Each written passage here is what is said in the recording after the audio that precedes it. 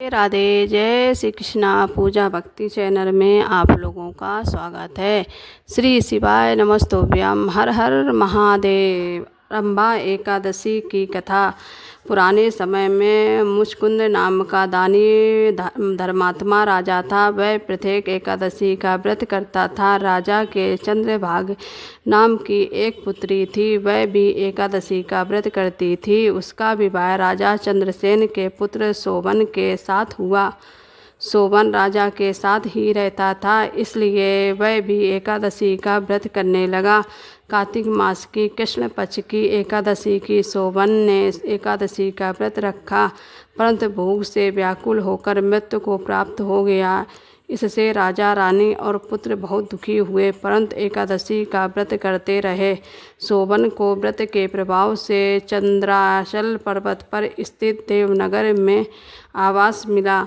वहाँ उसकी सेवा में रंभादि अप्सराएं तत्पर थीं। अचानक एक दिन मुचकुंद मद्राचल पर्वत पर चले गए तो वहाँ पर उन्होंने शोभन को देखा। घर आकर उन्होंने सब वृतांत रानी और एवं पुत्री को बताया। पुत्री यह समाचार पाकर पति के पास चली गई तथा दोनों सुखपूर्वक जीवन व्यतीत करने लगे। उनकी सेवा में रंभादि अप्सराएं लगी रहती थी, इसलिए इस एकादशी को रंभा एकादशी कहते हैं। रंभा एकादशी सब एकादशियों में सबसे बड़ी एकादशी मानी जाती है। यह व्रत कार्तिक मास की कृष्ण पक्ष की एकादशी को रखा जाता है।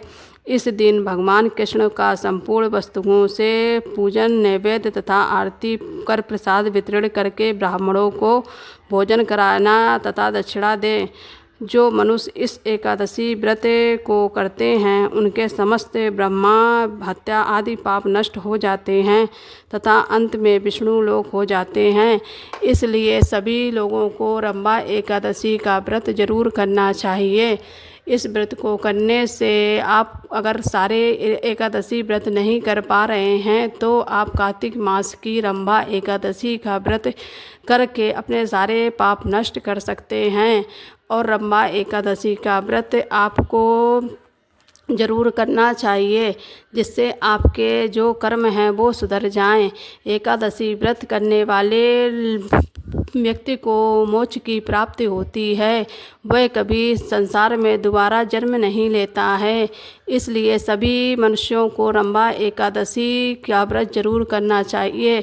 अगर आप लोग बीमार हैं तो इसका आप वैसे तो ये व्रत निर्जल रखा जाता है। अगर आप लोग बीमार हैं तो आप लोग पानी या कुछ चीज़ सामान लेकर आप ये व्रत रख सकते हैं।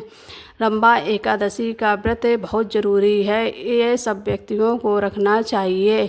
ये व्रत आपको बहुत लाभदायक होगा। कार्तिक मास में भी जितनी भी पूजा आप कर सकते हैं विष्णु भगवान की उतनी कर लीजिए, ताकि आपका आने वाला समय अच्छे से व्यतीत हो जाए और विष्णु भगवान आपको खुश होकर वरदान दे दें। आई होप दोस्तों मेरी वीडियो आपको अच्छी लगी हो तो प्लीज़ मेरे चैनल को लाइक सब्सक्राइब ज़रूर कर दीजिएगा, क्योंकि आपका लाइक और कमेंट मेरे लिए बहुत उपयोगी है। कमेंट में जय विष्णु भगवान ज़रूर लिखना। ओम नमो भगवते वासुदेवाय नमः का ज़रूर जाप करें। रंभा एकादशी में इस मंत्र का जाप करने से 100 गुना से ज़्यादा 1000 गुने का भी फल प्राप्त होता है।